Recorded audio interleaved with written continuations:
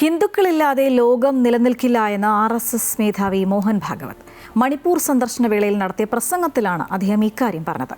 ക്ഷമയോടെ ഐക്യത്തിനും ഭരണഘടനാപരമായ പരിഹാരങ്ങൾക്കും സർസംഘചാലക് ആഹ്വാനം ചെയ്തു. മണിപ്പൂർ സന്ദർശന വേളയിലായിരുന്നു RSS മേധാവി മോഹൻ ഭാഗവത്തിന്റെ ശ്രദ്ധേയമായ പ്രസംഗം.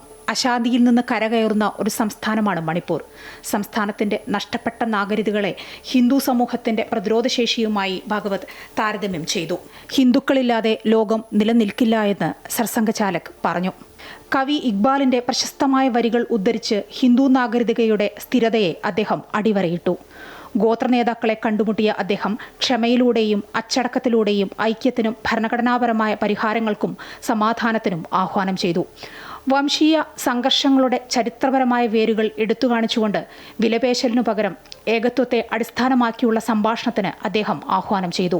നിലവിലെ മണിപ്പൂരിന്റെ രാഷ്ട്രീയ പ്രാധാന്യവും ഇന്ത്യയുടെ നാഗരിക വ്യവഹാരവും സൂചിപ്പിക്കുന്നതായിരുന്നു സർസംഘചാലകിന്റെ പ്രസംഗം. News desk, Amrita news.